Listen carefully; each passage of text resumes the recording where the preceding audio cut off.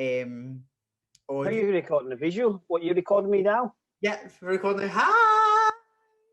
Welcome to Bradley and Bebe, the podcast where we talk about all LGBTQ rights, situations, hot topics, and also advice for anybody who is struggling with their identity or might be a parent or anybody in between that might want to educate themselves or get educated on the whole trans topic. Now, I am here. My name is Bebe Amadeus. If you did not already know, that's my name. And I am here with my co-host and ever so fabulous Levi Charlton, who's also my father. Hi, Dad. How come you stop calling me Padre? I like Padre. Oh, mi padre. I know actually, because sometimes that people don't understand when I say it. They're like, why the fuck they call me padre? Why the hell am I calling you padre? But I didn't know that padre is Spanish for dad. And Oh, is it? That's it. yes, that's how I learned my Spanish in school. Still call you padre from learning Spanish when I was 14. Anyway, Dad, take it away. Introduce yourself. Good morning. My name is Levi, and I'm Beeb's father, or Padre, as you said. Sitting, as I can see, Beeb on the screen right now in Australia, and I'm in the west coast of Scotland. It's crazy. Yeah, we're actually like 15,000 miles away. I actually haven't seen my dad in almost 2 years from when I actually was Bradley. Don't start with that, you'll get me off. When I lived my full-time life as Bradley, when was the last time my dad. So you're actually sitting watching us just now, and it's actually the two of us chatting, but we're actually the other side of the world. We're actually, technology is absolutely mental. I don't know. I just want to just start looking into the. I said I've had a few questions from people about how you start, or when do you start identifying as a transgender, or when do you feel different? When did you feel different? Well, I don't know. I feel like for a lot of people that every single person's story is completely different. Like people find out at different ages. It might be from when they were born. It might be like they don't realise until they're 30. Like literally, it can be from any age. It doesn't have like an age bracket. I think, Dad, you obviously agree with me on this one. I've definitely not. I've most definitely not been in the right body for literally my whole life. Like, you know, like when we were younger, literally my dad used to take me to theatre school and do dancing and all that. And he used to drop Oceanly off at football. Like, genuinely, it was always a bit of a gender swap. That has to be a weird Saturdays, because it was. I remember it was so weird. And people asked, why are you off? I'm off to the football and the dancing. Oh, right. How's your wee girl getting on? Well, she's the goalkeeper. And Bradley's got the wee tutu on. I had my ballet shoes on, ready to absolutely shit out that floor. So yeah. To be fair, we did try Oceanly on the ballet. She didn't look cool in that tutu, did you? Remember it years ago? Anxiety I got from going to the boys' changing rooms at the football just did not suit me well. But yeah, it definitely is different for a lot of different ages. My story was always as I said, always very feminine. Like since I was being younger, always played with like girl stuff, always played with like Bratz dolls. I think a lot of it comes down to is you, Dad, was like, you obviously were in the army for like my first couple of years of my life. So I was always very stuck to the hip with my mum. And my mum is a very oh my god, what's the word? Like loves everything glamorous. Like literally like actually like me as well, actually. So literally what I am is what my mum was like when I was younger as well. So I think don't know if that had a lot to maybe do with it, could potentially do with like whatever happened or whatever, but I spent a lot of time when I was younger with my mum at the beauty salon, at like the tanning salon, doing all that stuff. Like that was just my younger life, and my dad was in the army. So when you were in the army, so keep on talking about your third persons if you're not actually here, and it's actually not me and you just sitting here talking to each other. I know, that's weird, isn't it? But yeah, but it must have something to do with it. Obviously, being ex-forces and coming home and not having a father figure. That's it, because you can have a relationship so far on the phone, which is strange because now that you're 20, I have a much better relationship than when I was 3 or 4, or when you were 3 or 4. Yeah, I would. Because you can. I would definitely say that. I mean, we've always had like a good relationship. Obviously, we've seen like we've never had that like like, we've never had that like falling out or everything like that. But I definitely feel like we went like we would go we would go genuinely months without speaking to each other or seeing each other on that when I stayed back home, and I genuinely used to work round the corner from my dad's house. Like we just would not see each other for months and all that. And it's obviously just life. That's what life happens. Like you just get stuck in like a kind of rut. Um, but I feel like 100% makes sense. Me and my dad, like since I've moved here, like the both of us, would you agree? The both of us, our relationship is just like it went to another level of actually. Do you know what I mean? It was like a kind of complete, fully understanding of each other. Do you know what I mean? It is. It's the same with Ocean over there as well. The Yeah, relationship just spins right around. It's because it's too. I think you just understand that it's too short. Life's too short. yeah, It's, all this messing about of not accepting people because of the way they feel, or not don't want to get involved because it's not what your ideal think, what your idea is of life. You have to accept people for how they are, and yeah. if you're gonna put like a downer on someone's life just because of, I don't know, if what other people believe, then you're not really living your life to the full. You're not. You're not allowing them to it. I mean, if I was to not accept you how you are, wow, how depressing would that be? How depressed would I be? How depressed would you be? It's like at the end of the day, it's like I was. You know, it's so crazy. Me and Jonathan were actually talking about this yesterday, Dad. It's like it does not matter how much you try to live your life through the through the influence of what either society tells you or what your say your social, it might be your social group or your family's expectations and all that. Like at the point blank is if all of them died tomorrow, their opinions and their opinions and their ways of life and their views, if it's not the same as yours, they're irrelevant. They're totally irrelevant to your life. And it's like, nah, like I just kind of got to the point I was like, I think obviously a lot of many things I kind of did obviously sometimes were a bit controversial or like a bit like shocker to the system because obviously I was the first person in our family / our like area or like where we come from to kind of do a lot of things or like kind of, I mean, it was always very like this kind of person doesn't typically come out of where we come from. So it was either a choice of like live this life that like the world is kind of saying you have to do because I was a boy, because I was a male, I was born male, so I have to kind of do the things of like be a husband. It actually makes me feel sick even that actually sounds, do you know what I mean, like be a husband and like be a dad and like do like loads of like hard men shit like that physically. I like when I try and explain to people, I'm like, when I, it's like literally if I was to come up to your dad and like say to you, call you she and start calling you by she and all that, it feels uncomfortable, doesn't it? Because it's no natural to you. It's like Yeah, this. it is. I think I've said this to you before. Everything you've done, it's not that it's been natural or unnatural or whatever it is. The only thing I can't get my head around is your name because I can't pronounce it. It's like Beeb. Baby, That is literally the only thing. Because I keep trying to call you Bradley, and I'm thinking you're not Bradley, you're Beeb. But me trying to say that name or trying to remember to well, my say it. name's actually not Bebe either, it's BB. All BB. right. See, look, I've even getting that wrong. It's all right. It'll be in 20 years' time. I'll end up getting it My right. name's Bebe, but that's more of like my Sunday name, I would say. Like, nobody actually ever calls me Bebe. Everybody just calls me B. Like, that's just kind of my thing. But But yeah, that's what I mean. The only thing that I get stuck on is because I keep got. And bear in mind, obviously, I changed my name when I was where was that in the early 90s to Levi from Paul. And when I go back to Sunderland, nobody calls me Levi, even though I've been called Levi for over 30 years now. It is still. And then it used to irritate us when I used to go home and I'm thinking, why did they not call us Levi? Because that's actually what the name I've chosen. And now I understand because it's actually hard. well, When you've identified with somebody with the same thing, and then I it's totally really, difficult to go down.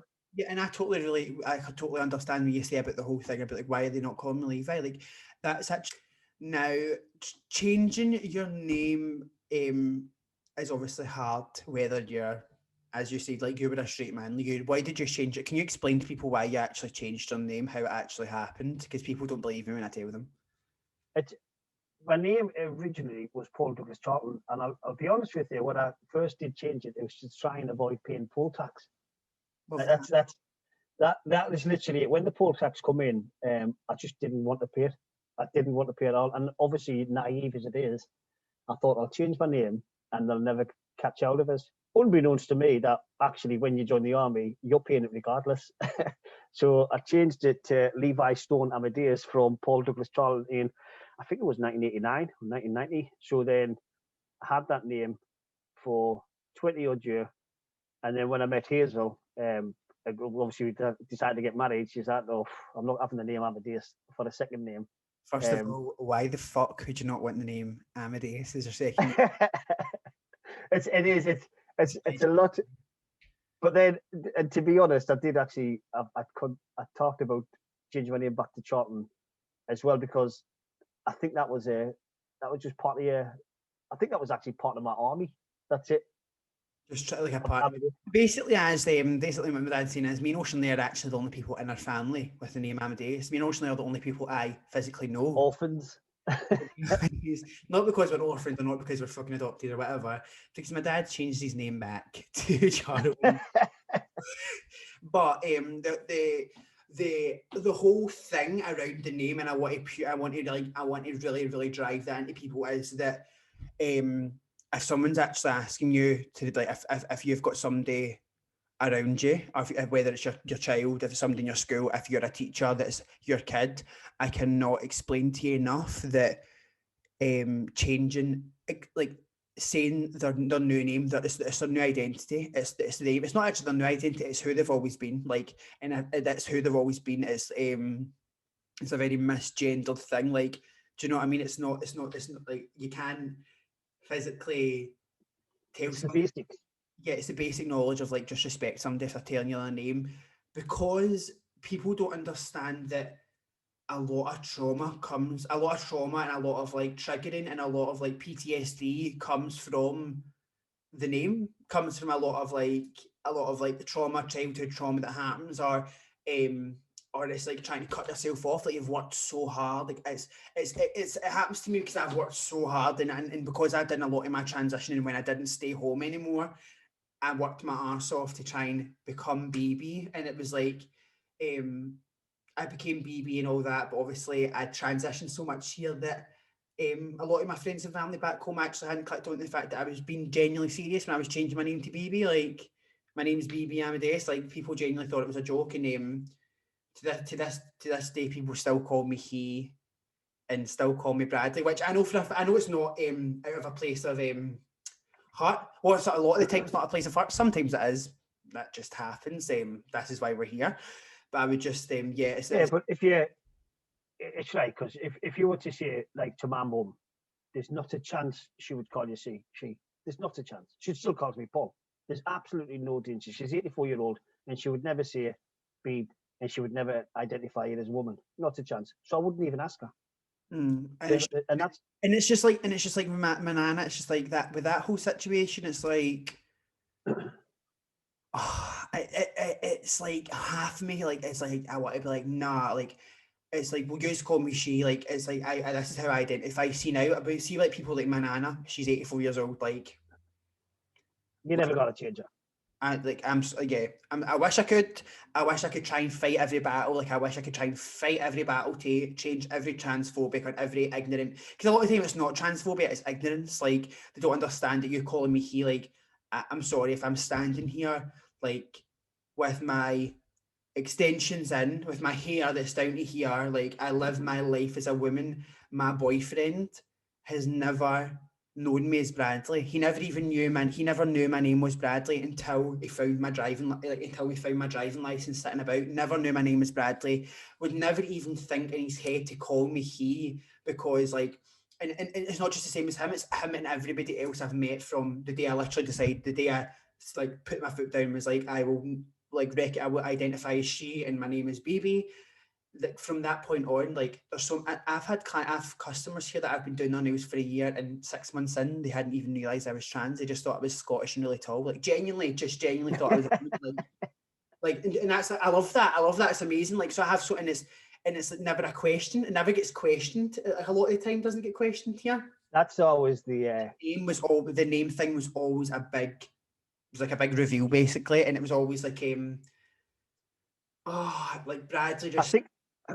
I think it would probably I don't know whether it'll land better or not land better. It hasn't got to land, you know what I mean? But your height's got a lot to do with it as well, isn't it? Because what are you, 6'3", something like that? 6'2", thank you, cheeky bastard. 6 foot, 6'2". Yeah, but obviously when you put your high heels on, depending on what high heels you are, that's tall, isn't it? That is tall, and I'm here to make a statement. Like, I don't give a. I am here to make a statement. I am transgender and proud. Like, I am literally transgender and proud. I'm not here to try and trick any straight guys into thinking that I'm a woman. Like, I'm just a woman. Like, point blank period, I'm a woman. What's in between my legs, what's on my body, does not define me as a woman whatsoever. It doesn't. Like, how hard I've got to work to get to this point is what defines me as a woman. Like, how hard I've got to work my ass off to get to here is what defines me as a woman. Like, literally, that's it.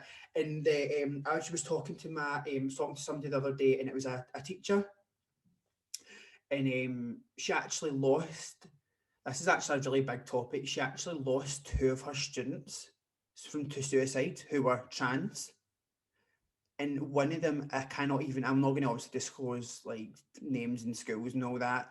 One of the students, a lot of their hassle came from the teachers fully denying her rights as a human being to be called what she wants to be fucking called. Like, they denied her rights. Like, they literally denied her rights. Like, she told them her name was whatever. I don't know, her name was whatever. Like, her name was Jane. Let's just say her name was Jane.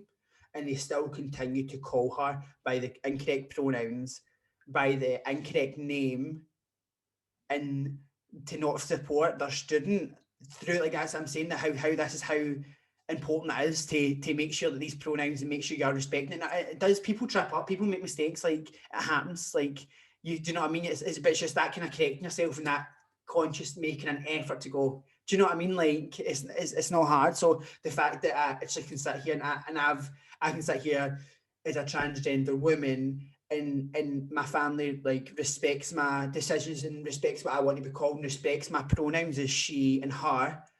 For that young girl in a position to like lose her life, like to not lose her life through people's tiniest little actions like that. That's how important it is. That's how important it is. Like, it's weird you saying that, like, about the pronouns and all that sort of stuff, because the other day was the first time I went online and had a look at how many different types of words what people want to identify themselves to. And I've never seen so many words. Never seen. Literally, the reason that I've never ever looked it up is that because I've never ever been that concerned. Yeah. Because to me, you are who you are. But then when I looked online, I went, "Holy hell! Look at all of these." Holy hell, yeah. Like, yeah. He, she, they. Like, I've got a few non-binary friends who don't identify as male or female. Like, they just don't identify as male or female. That they feel comfortable just being them. And for a long time, actually, in my teenage years, I actually probably would have identified as non, because I would say that I wasn't a boy, or I would just say I was Bradley, which is a kind of very like non-binary thing. Like, I just identified as me. I'm a human being, like same as the rest of us. They, like, their pronouns are they and them. Like, that's how they go by, and it blows my mind that people actually like. Yeah, it blows my mind that like they get hassle for it. It's like it's people's lives. Like, who cares? Like, just literally, like, if they're telling you to call them by something, you're not going to die if you tell them. You're not going to die if you're not going to get struck down by lightning if you just be respectful. Like, that's literally, it's like, it comes down to the facts of be respectful to other people. If I'm telling you, like, be nice, just be a nice person. I'm telling you, my name's Bebe, my name's Jeffrey, my name's whatever it is, like, call me that. I'm asking you that. Call me that. And for my basic human rights, if you're going to tell me your name's Levi, I'm calling you Levi. Like, do you know what I mean? No questions asked. But it's that same. I've had so many times, like over and over on like social media, where people are literally like, "You're not a she, you're a he." Like, no, I'm not. I'm she. And they're like, "No, you're a he. What's in between your legs? Like, what have you got in between your legs?" It's like, besides the point, you're never going to see it. I'm telling you, I'm she. Do you know what I mean? It's like, can you imagine me coming up to you and misgendering you, or like, do you know what I mean? It's like, and how uncomfortable it would feel. It's like, oh my god, just be respectful. That is one of the biggest things of when people are expecting you to not draw the line, but fall in line with the normal ways of life of, oh, there's just a man and a boy, a man and a woman. Well, There's there's not. really not, because since you've been born, I mean, in fact, well, obviously, since you've been born, it's always been different. And then lately, I have been approached by hundreds of people, and I've never even people I would never even have thought of. Do you know what I mean? But people contacting us and saying, "How do you deal with it?" And all that. And to me, it's never ever been a problem. So it's never ever something that when I thought that I've had to deal with. Mm. It's so, but it must be tough. It must be tough for people to actually try and accept it, because obviously you get some people who are 100%. I am a man. This is a caveman. We are going out to hunter gatherer. Which I always say, which is always crazy, is like, I'll get you to explain your background a little bit more in a second, Dad. But you were meant to be one of those people. I'm sorry. Your background, your whole career growing up of life, the kind of stereotypical routine of how you lived your life for hundreds of thousands of other men that did that same line also would have the absolute polar opposite views of what you have just now, which gives me the thing of to people, which gives me the whole thing to people is, I don't care how homophobic you are, how transphobic you are, how whatever, like whatever background, your background does not define your morals, your values. Like your values of your dad, your mum and dad, and whatever in 1970s Sunderland would not have been accepting of trans, gays, LGBT. No. It would never, ever have been like that. And for you to be, what age are you now? 47? 48. 48. For you to be 48-year-old man that's done all these things in his life, and still to sit here and be so open and be so, yeah, I think that's probably why, like, it's been like a proper shocker to you to have so much, an overwhelming amount of like responses and all that, is because you're not the type to do it, Dad. Like, you're not the type to do it. Do you know what I mean? Explain your back a little bit of how you, like, it's not very often that a lot of the time that I've ever been trolled or I've been hated on or I've been had transphobia come towards me, it's been from people that have been either grew up in these like northeast of England or like these very like rough estates, or have very army men, very like militant men, or like the very same things that tick the boxes of how your life went. It's been the same people that have tried to target me for abuse, and it's like, oh my God, my dad literally is in the same things as you, and like I could never even fathom my dad going online as an adult and giving abuse to a 20-year-old trans woman. Like, I can never even. Can you imagine if you did that? I would fly back home and knock you out. But yeah, give me that background on how like actually you came to be like where you are just now, like your like views and. Right. So obviously I started life in Sunderland, born into a family with 15 brothers and sisters. So there's 10 boys, 5 girls. My dad was a miner at first, and then he was a binman. The typical week was trying to get some food for the kick off as we were growing up, because we never really. And I always used to say it as a joke that when people say they were poor when they were growing up, we had to save up to be poor. Yeah. That's how far back we were. You know what I mean? So we spent a lot of time. Just kicking about the streets, really. Sunday and it's still a very male-orientated place down there as well. So on a Sunday, the men go to the pub and the women stay at home, cook some of the lunch, and and still to this day, that's how it is. Yeah, I remember you gone to the pub one time, and a woman walks in the bar, and basically everybody stops in the bar, looks over, and says, "Who does she belong to?" That's how draconian it is. Who does she belong to? So it's so backwards. Yeah, who does she belong to? So coming from there, I left home at an early age. I can't remember, 14 or 15 or something. Moved in with my brother, Frank, and from there started working as a baker. Left his home, moved into a bed sit. That's where I got the name Levi from, because in the bed sit was a couple of Rastafarians, and Levi is the 8th son of the Rastafarian god. So I just literally just having My dad used to be a laugh about hardcore it. stoner back in the day. Why his name was Levi Stone. No, it's no. I dabbled in it. Obviously, people were smoking marijuana and all that sort of stuff them days. I tried a bit. I didn't like it. It just made me fall asleep. And then obviously after that, I joined the army, which you couldn't do that in the army. Obviously, you get drug tested all the time, which is great because that was only for about like a year of my life doing that before I joined the army. Yeah, so yeah, and I was in the army for 15 years.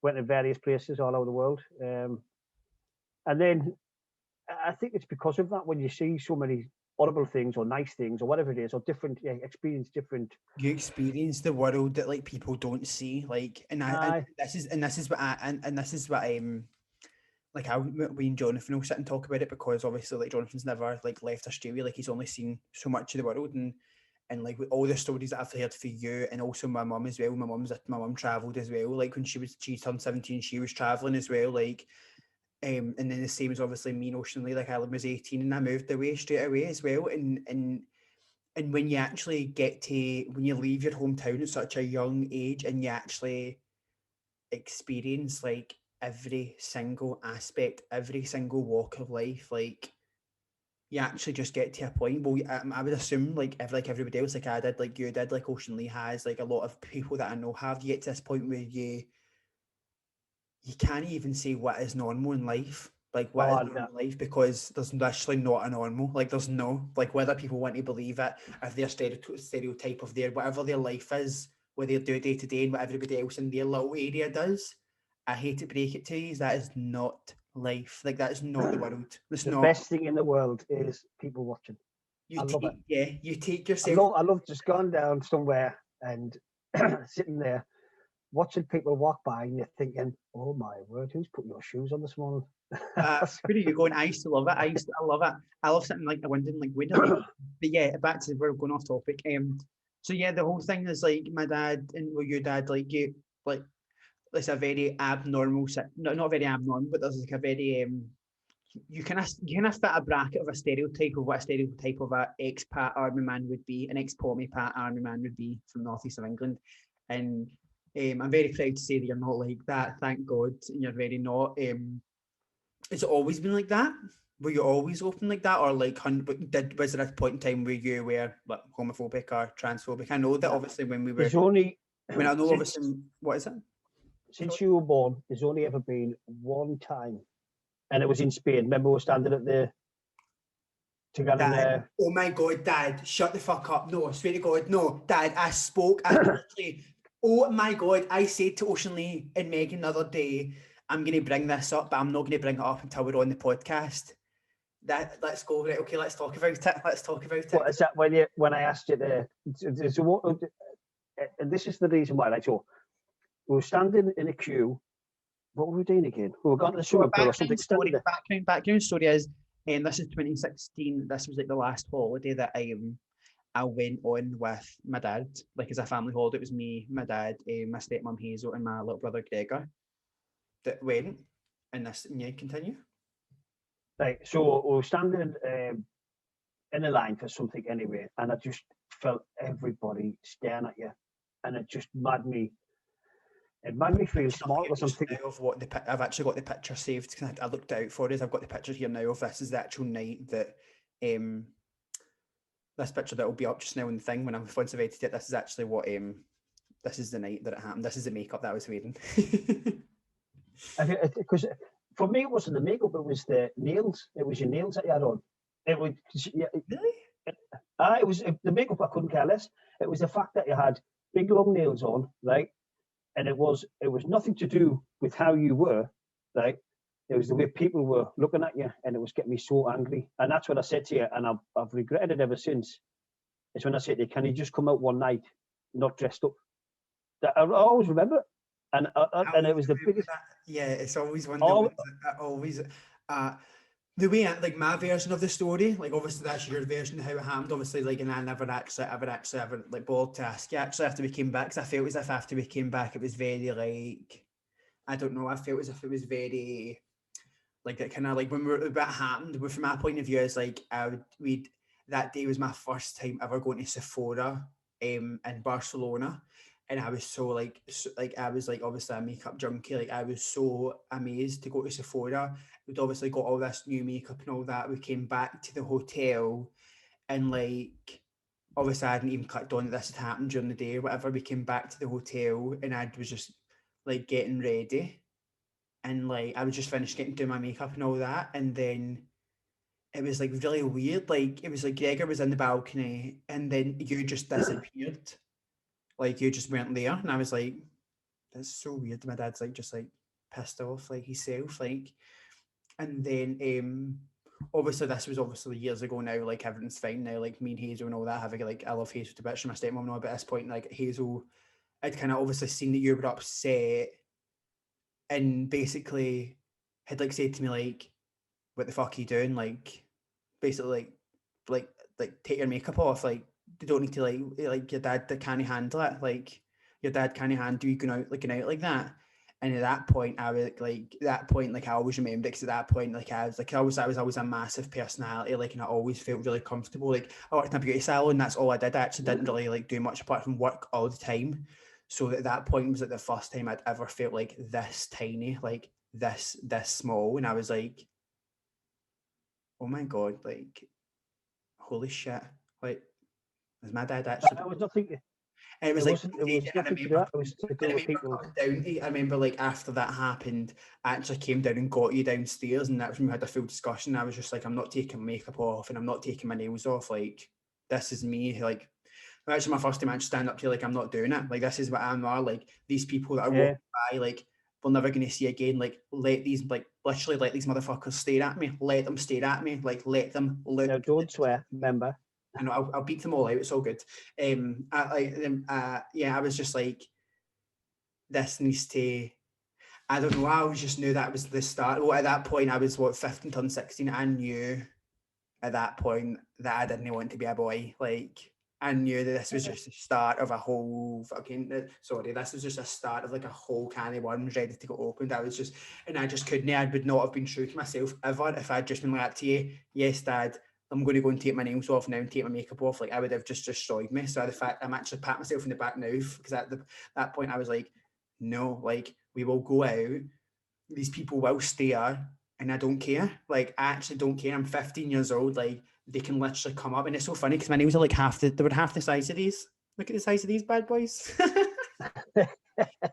Yeah, that was the kind of that's literally the only ever time. Like, different perspectives of the story, but yeah. Was just always I've always remembered that, how that's always my one kind of big thing. And then yeah, it's because I felt myself boiling up and wanting to just punch people, and I was getting the inner anger was coming out, and I'm going, I can't have this. Do you know what I mean? And it was kind of actually like when it should have. Yeah, it was their issue, not our issue. And that's it's crazy. People stare at me 24/7, like not like 24/7. I don't even got to try and bullshit that. 24/7, I get stared at. Like anywhere I go, we go out for dinner. Like I'm not even saying it to try and toot my own horn, nothing. Like genuinely, I'm 6'2". Like Jonathan's 5'10" and 11. So do you know what I'm saying? That just probably looks like the picture when we went to the Gay Pride in Glasgow, and I'm standing next to you. And you're about 400 foot, and I'm sitting there like a farmer. If I got to Megan or Ocean Lead it and like that, they're like everybody's all like 5 foot something. So I just had to accept that I am a tall bitch. I am a tall queen, and that's that. And yeah, but we've got a few questions actually as well. I'm going to just actually get them up just now. But what I was going to say there is, if there is anybody that is struggling, this is a journey for not just like myself and my dad, but a journey like this way. We want to build a community of people. Oh my god, I just actually clicked in my head. We should actually have a Facebook group. We should have a closed Facebook group actually. Whereas that's so you can follow us on Imagine already, where we're going to be posting all our stuff. But also we're going to have our helpline. It will be linked down below, which is an email that you can send across your any questions if you have any advice that maybe it's from my perspective, if you're a young trans kid or whatever it may be, if you're wanting to ask me like a question, or genuinely if you're wanting to ask us from my dad's point of view, like my dad's perspective, if there's it worked I think that would only work if it's set up the same way that we do with the Fit Nation dads. Is you accept people into the group and there's no negativity. Yeah, closed group. But we also have a closed group. We also have an email. It's from Bradley to Bebe@gmail.com, where you can email in if you want to keep it anonymous. If you don't want to obviously join with your Facebook or whatever, if you feel uncomfortable or whatever it is, or if there is a question you would like to for us to answer on the podcast, from Bradley to Bebe@gmail.com, you can literally answer there. Everything is completely secure.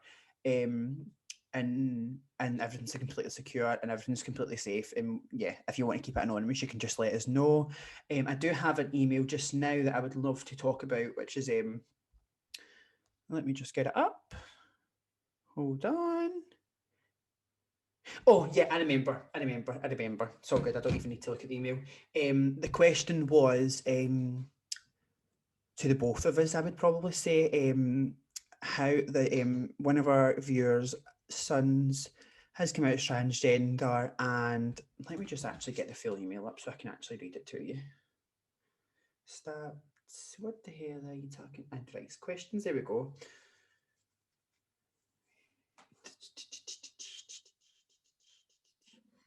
So the end of this, I would like to, I'll keep the start of it closed, but it's a really, really lovely email. It's nice to connect with you. This was too long a post shared on Facebook. Thought I'd email. Thank you so much to you and Levi for opening us up to this world. I used to work with your dad, so I have a connection already. And then I'll keep the rest of it personal. Basically, he says, I'm struggling as to the best way to support her. I want to give her the best opportunity to connect if she wants to and not pressure her, but don't want to be so laid back that we miss timely opportunities. I'd love to get your advice on what is best and how to best for this father and mother to support their trans kid.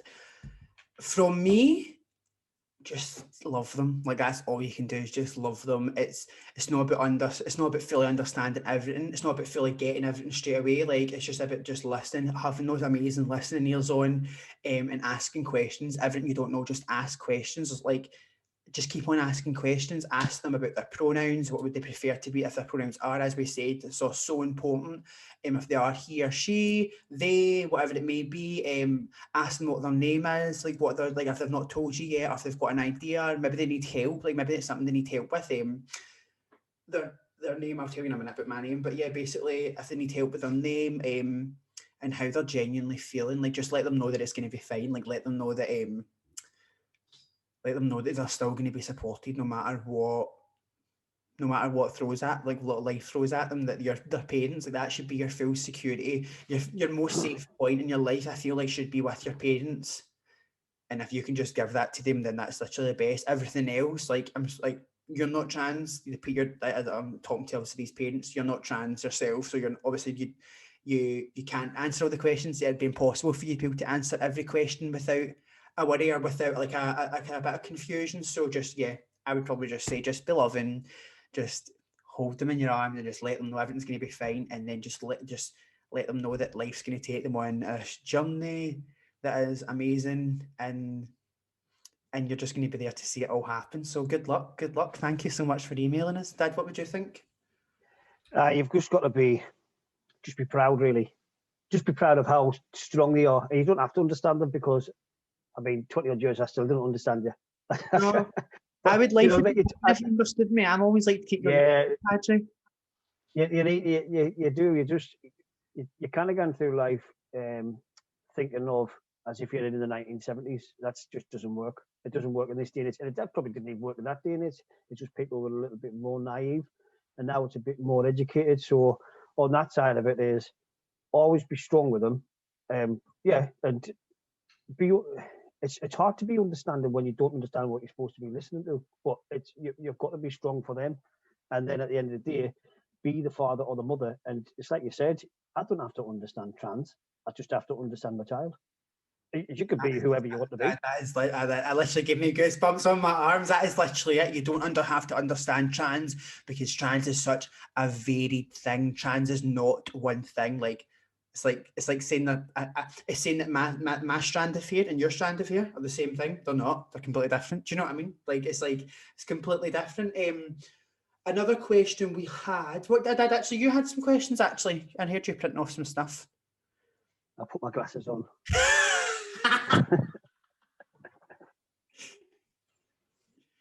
Yeah, it's actually it's from a school teacher. She says, "What a lovely relationship you both have. As a teacher in a secondary school, what support do you feel we should have in place for young families transitioning and for their families?" And that's obviously takes you right back to one of the what you were talking about earlier on about the school teaching, saying like losing two of their students.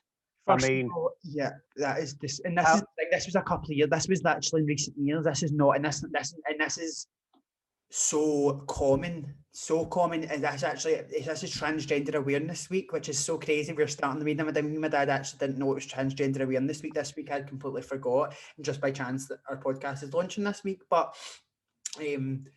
so far, like there's been like, and just in the US alone, I'm pretty sure there's been like over like 38 murders of trans women of colour, trans males, trans females, that have been unpredicted, and like a large percentage of them come from schools. And the numbers rise every single day. We're going to continue to educate ourselves. Like I obviously know so much about it. My dad also knows so much about it, but we know we have to learn so much.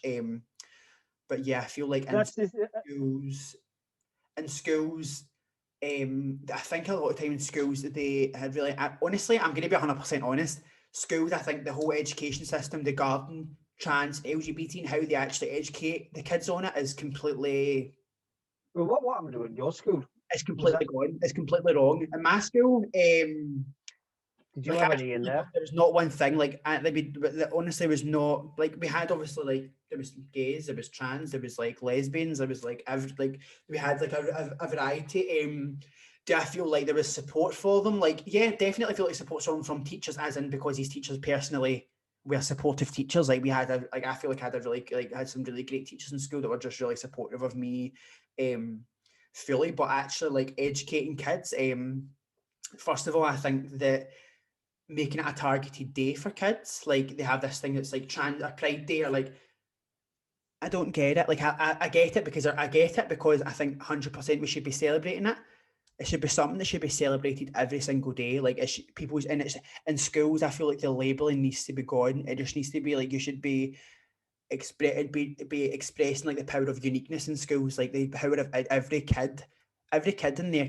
Every kid in there's got they get the power and potential to be absolutely any person, anything they want to be in this world. And I think that just starting to actually bring LGBT history, like LGBT like things that actually happen daily, and like mainstream, like and have it there on par with like straight, like the kind of straight community. Like I don't like, it's like there should not be this divide where you only learn one day of the year. That's when you learn about the actual real reasons why Pride is here, and about more about like your trans allies and your trans sisters, and your like you needs to be education daily. Like it should be a part of your curriculum. The same way you learn about when you go to history, like you learn about William Wallace, you learn about like World War II. You should also still be learning about Stonewall, like the whole monumental movement about how gay nightclubs and that became legalized, and how Pride actually came to be. Like people just see automatic. I think a lot of people. It's not called Gay Pride, is it? It's called Pride. Pride, yeah, Gay Pride. Gay Pride for years, just called Pride now. But people think this is this. People just think it's just this. We're all gay and let's just be gay, and it's like gay, and it's like. That's here to celebrate a movement that happened so many years ago that changed people's lives. Like that, like people, like, do you know what I mean? Stonewall was such a massive thing that even then I could still sit and learn more about Stonewall every day because I never get educated on it. Or like, yeah, I just feel like in schools they need to start like doing this, or like this LGBT lunchtime clubs and all that. I'm sorry, what the hell? Why? Like, oh yeah, LGBT, why are you segregating these kids from mainstream school? Like, why, like, mainstream education? Like, why I'm sorry, no straight kids, like, kids are going to go to a lunchtime class. They're going to take time out of their week, their time, that tiny time. That's kind of classing it as a It's like a hobby. It's a hobby, and and this is the It's thing. like got the modelling school. This is the thing that I think the education system is really need to get on top of. LGBT people, an LGBT couple does not make, like, that physically can't make a child, right? So so anyway, whatever way they've made to conceive a child in this, like in a homosexual relationship or whatever relationship it may be, like if it is literally like you can't have a child, so that child that you're having is already accepted anyway because it's got like a trans mother, it's got like a trans or gay parents, whatever. That kid's already accepted, so like they're already going to have accepting children. Like the reason that kids end up in these positions where they feel like they can't talk to their parents, where they feel like they're stuck or they feel they don't know who to turn to, is because their parents have never been educated. As a lot of one of our viewers said, they feel out of their depth. Like straight people did. Like you're as a straight man, like you would have never have been educated on this stuff. Like straight people make children. I'm sorry, straight couples make children. That's how the world works. Like so. Well, the thing is though, why are you having these classes that educate LGBT? Why are you having an LGBT class that only LGBT people go to learn about LGBT subjects and topics? Like, yeah, that's just creating. It's still just keeping that information in this one circle. It's just constantly just keeping that information circle about in this one community. When this community is not the issue. Like this community is not the issue. It's the straight people. It's straight people. It's straight couples. It's straight relationships that create kids that they've never been trans. They've never been a part of anything like that. So how are they supposed to know? Do you know what I mean? It should not be segregated like that. It should be educated within. Yeah, so not more involved, but more as a part involved, of less segregation, less this divide, less like making it a big thing. Just make it as normal. Like, and whether these parents or whatever, like parents of like the students in these schools or the kids or whatever, like they have to learn this. Like it should not even be an option of I'm not teaching my kid that. It should not be an option. Your kid's going to go and learn English. Your kid's going to go and learn about straight couples, about all different religions, all different types of that. Your child shall be taught LGBTQ education, like straight up, like, because you don't know for a fact. So they're saying that I don't want my kid taught that. I'm not teaching my kid that. So what happens when your kid gets to 30 years old and has a child that's trans or gay, but has never learned anything at all about it? As again, this is how we get in these situations where they feel out of their depth. Do you know what I mean? It's that simple, just like incorporating into day-to-day education. That's the way I think about it anyway. I've got another one here, right? It's actually from one of my pals. I private messaged him as well and answered him a couple of things. So it does say it, when you have a date to do this, we'll make a share about it and open for anyone to watch. I think what you and Bebe doing is great, and give it to wider coverage would be amazing. I have a question for Bebe. How did she feel about talking to you about it in the beginning? It did the fact that you have a military background, a very masculine environment, make it more difficult. Now, I did actually reply to him and I said, you and I both know that in the army, there's a lot of weird people that actually, we went to a lot of parties dressed up as women. It's not that masculine. I've got so many pictures. Oh my God, I've found so many pictures of you dressed up as a girl. Like, I know. Oh, like, I've always, as a lot of people that actually do personally know me, and my dad will vouch for me here, I have been very more, like, much wiser beyond my years. Like, so the first time I actually ever came out, I came out as bisexual to my mum when I was about 10 years old. I was 10 years old actually, because I was getting into first year. So I was in primary 7 when I told my mum this, and I told my friends in primary 7. And it was such a shocker because obviously now I look at kids that are in primary 7 that are 10 years old, and I'm like, there's no way on earth they would even be able to understand like their sexuality then. Like, do you know what I mean? It would never even be a thing because they're still kids. At that point, I was very curious to be like, there's something different about me. Like, and I think a lot as well, people always used to get like people would always obviously make comments or whatever because I was always going to dancing, I was always hanging about with the girls, like I was always very like rat-a-ta-ta, like, so people always from a very young age started to obviously call me gay, faggot, whatever, this, that, perf, like whatever. So I always knew, literally like 10 years old, it's crazy because I used to get like stuff like that told to me when I was like a kid that age. I think I look at kids now that age, I'm like, how could you ever bully each other and call each other those kind of names, like when it used to happen to me when I was that young? But I came out as bisexual to my mum at first, and then You'll remember this actually. I came out to my mum's bisexual first, and then I never told my dad, like for maybe a good 6 months actually. Yeah, it would have been about 6 months because I was just about to go into first year. It was like the January, and then I would have been into first year about like the August, so about 6, 7, 8 months. And then was it like my mum, you came to pick me up one Friday? My mum was like, "Oh, Bradley's gay." Wasn't she? She didn't even say that I was bisexual. She just said I was gay. I'm an ignorant mum at that time, but yeah, she said I was gay. And then, but I remember you and my mum being in the living room, and I was going to my mum's bedroom, and I literally just was walking in the door, and I just heard my mum go, "So you know your son's gay?" Obviously, actually, my mum used to be my mum and my dad just have quite a relationship, honestly. Like, your mum used to be like tit for tat, whatever, but my mum literally was like, "So you know your son's gay?" And I honestly remember I was like literally opening my mum's door when she said it, and I literally was just, I just heard it, and I was just like, no, no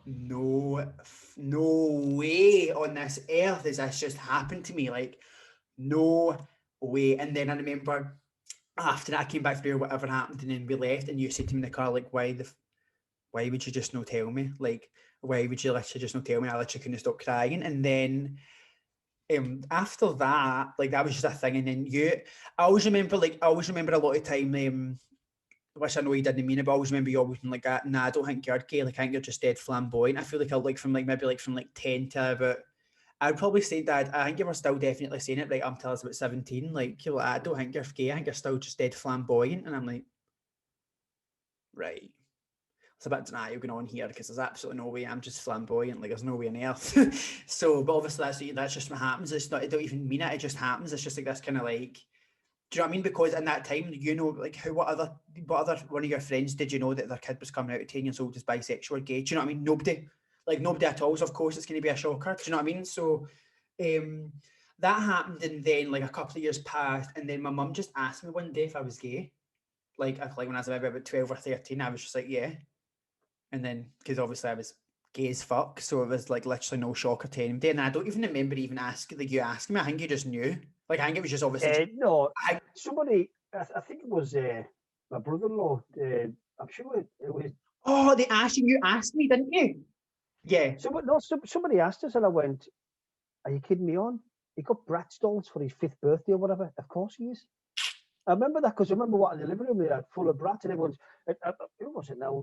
One of my relations said, "Do you know Bradley's gay?" I went, "Oh, you're fucking joking." No, They go, "No, he is, you know." I went, "He's got 6-foot nails." I know. oh, it's so funny. And then the trans, like, I wouldn't probably say I actually fully just stood my like transgender thing. Like, I genuinely, like, it's so crazy because as I kind of got older, I started working in B Beauty, like when I started working with me when I was like 13. So I was already very involved in like, my nails beauty, the full works was at touching point. I could have got it. Do you know what I mean? So as like I got older and like my friends started to get their nails done, like I was just getting my nails done as well. Like I was a professional makeup artist from the time I was 13, so I was already doing my makeup anyway. And then my hair, I just started growing my hair out. Like it actually didn't even. It's so weird because it was kind of like in my back of my mind, I knew I was transgender, and I would always do like secret like researching and always like researching or trying to find places. And I was like, am I transgender? And then I was like, yeah, it just happened. I just actually started growing my hair out and all that. And it wasn't until I'd grown my hair out and had Levi and extensions and all that, and then I'd fully moved to Australia that actually was like, I am 100% a woman. Like, I am 100% transgender, a female, she, her, like literally that was it. Like, that was it. She and her, ready to go. Like, and here we are. And then I never really told you. I never really phoned you and went, I'm transgender, because by that point I was like, yes, do you know what I mean? It just kind of state the obvious, do you know what I mean? But yeah, it was crazy. I think the one last thing for myself is when you're talking about, I think I told you this actually, when you're talking about the shop where I used to work. Now, obviously, people that know me, you know I do a lot of running. And that used to be one of my routes, was to tap a window. Remember? Yeah, And I wouldn't see my dad for like 3 months at a time, and honestly, I'd be doing a set of nails. I wouldn't see him for 3 months at a time, and I'd be doing a set of nails, and I'd hear like this at the window, and I'd be like, "Oh, there's my dad. Hi, Dad." And that was actually the next 3 months later. It was, and then obviously, as I said to you, when you moved to Australia, I couldn't run past that window anymore because you wouldn't be there. And to the point, it used to break my heart. And then it was only about a year after when I finally plucked up the courage to run past that window, and you weren't there. I know, and then Amy asked me, Amy was like, "That your dad's not been running past that often. The dad's not seen your dad running past in ages." I'm like, "No, he's too devastated, to be honest, because every time he runs past, I'm not there, so he gets too triggered by it." But it's just like PTSD of a barbershop, of a hairdresser's. All the different walls you go to, and you get PTSD from not running past the window to see your daughter in there. I'm running by it now. It's all right. I've braved myself up. I run by. I just don't look inside the window. No, literally, see people try and say like, "Your dad obviously was in the army. That's that next thing hard as fuck." I'm like, my dad used to cry his eyes out to Bianca in EastEnders. Like, literally, are you joking? Are you joking? I'm like, my dad used to dress up, literally cross dress. I wouldn't even be surprised if my dad was bisexual. I swear to God. Honestly, people are like, I would not be surprised. So many times, like, I would not be surprised. Literally, so funny. Well, I am not. He's not. He's confidently. He's a straight ally community. He's an ally of the transgender LGBTQIA plus community. But he's definitely see all them letters and everything. Well, I can't understand them all. But yeah, I don't know, like obviously the more I think, the more kind of people start to identify, the more it adds on. Whatever. I'm just here. I always just try and keep updated, but to keep it updated because they always add new letters. But we're gonna wrap this session well, up. Yeah, it's been I was going to say that actually should now naturally bring us to an end, and then as like you said, it's been a great hour. It's obviously we just talk anyway, like, you know what I mean? We just talk. I can't imagine people. I was going to say I can't imagine people like listening in to want to hear what we say, but obviously clearly by the messages and the likes and all that sort of stuff, people just want to know. So we will move on to other ones. Yeah, this is going to be our first season. Is going to be 6 episodes. We're going to have 5 more episodes coming, and also we're working on some very special behind the scenes stuff while we're doing this. I just want to quickly say thank you so much to everybody and for all the support. For like I'm really hoping this is going to be a change in the world and it's going to make an impact. And I just want to thank everybody for just being there, for supporting me and my dad. And yeah, what else do you have to say, Dad? No, that's it. As I said, I'll be looking forward to the next one. Thank you so much. Yes, we'll be back again next week with episode 2. Once again, don't forget to follow us on all our social media links. They will be linked down below. Also, do not forget to follow us on Imagine Social Network, where we'll be posting all our exclusive content and kind of more up-to-date stuff that you would not see in any other social media platform. On From Bradley to Bebe, the podcast. Thank you so much for listening. Peace and love. Good night. And yeah, we'll see you next week. Bye. Cheers.